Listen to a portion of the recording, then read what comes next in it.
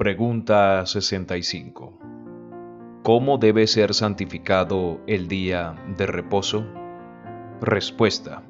El día de reposo debe ser santificado mediante un santo descanso todo ese día, descansando incluso de aquellas ocupaciones y recreaciones de este mundo que son lícitas en otros días, y pasando todo el tiempo en los ejercicios públicos y privados de la adoración a Dios, excepto aquella porción de tiempo que debe ser ocupada en obras de necesidad y misericordia.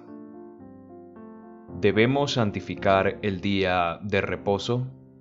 Sí, guardarás el día de reposo para santificarlo. Deuteronomio 5:12. ¿Debe ser santificado el día de reposo en su totalidad?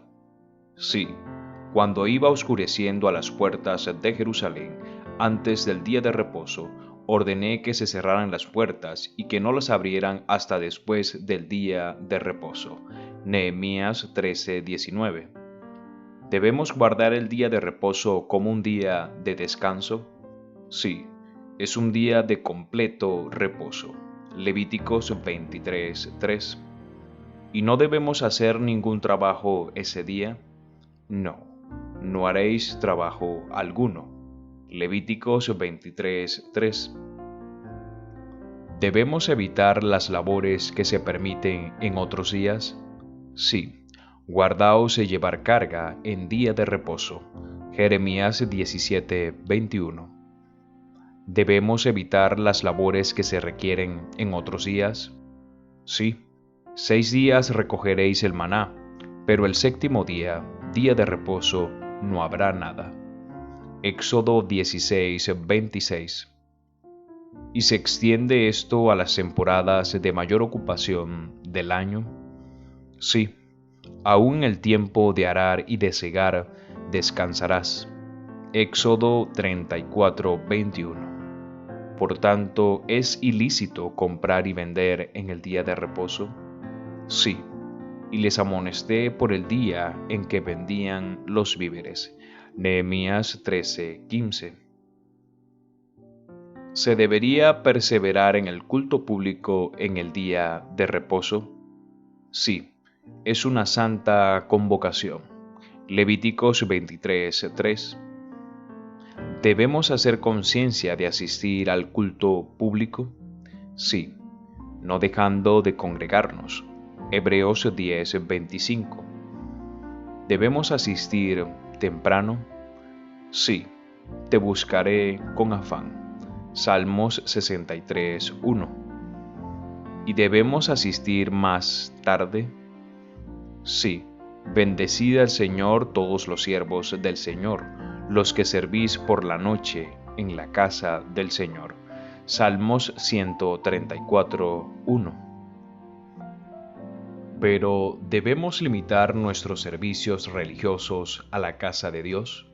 No, es día de reposo al Señor donde quiera que habitéis. Levíticos 23:3. ¿Es la oración una parte del culto del día de reposo? Sí, un día de reposo salimos fuera de la puerta, junto al río, donde solía hacerse la oración. Hechos 16:13. ¿Es el canto de salmos una parte del culto del día de reposo? Sí, tenemos un salmo o cántico para el día de reposo. Salmos 92. ¿Es la lectura de la palabra una parte del culto del día de reposo? Sí, los profetas se leen todos los días de reposo. Hechos 13:27. ¿Es el oír la palabra una parte del culto del día de reposo?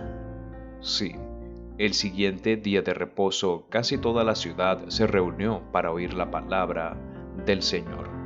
Hechos 13:44. ¿Y la comunión cristiana? Sí, conversaban entre sí acerca de todas estas cosas que habían acontecido. Lucas 24:14. ¿Deberíamos guardar el día de reposo con reverencia? Sí, guarda tus pasos cuando vas a la casa de Dios. Eclesiastés 5:1. ¿Deberíamos guardarlo con diligencia? Sí, debemos aferrarnos a guardar el día de reposo sin profanarlo. Isaías 56, 2. ¿Y debemos honrar a Dios en todos los deberes del día de reposo? Sí, debemos llamar al día de reposo honorable y honrarlo. Isaías 58, 13.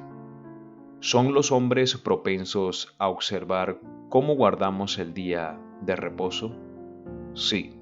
Cuando Jesús entró en casa de uno de los principales de los fariseos un día de reposo, ellos le estaban observando cuidadosamente. Lucas 14:1. ¿Y esto debería hacernos circunspectos? Sí. Guíame por senda llana por causa de mis enemigos. Salmos 27:11.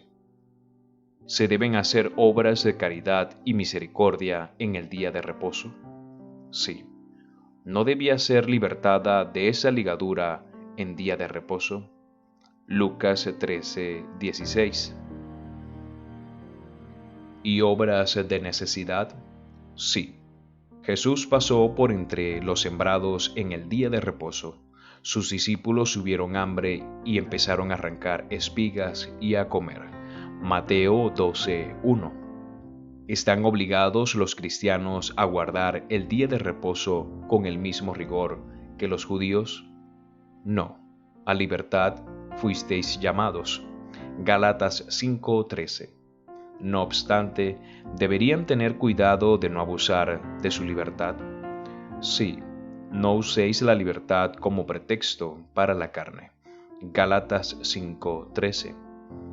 Y es la conciencia, según es dirigida por la palabra, el único juez en este caso. Sí, dichoso el que no se condena a sí mismo en lo que aprueba. Romanos 14:22.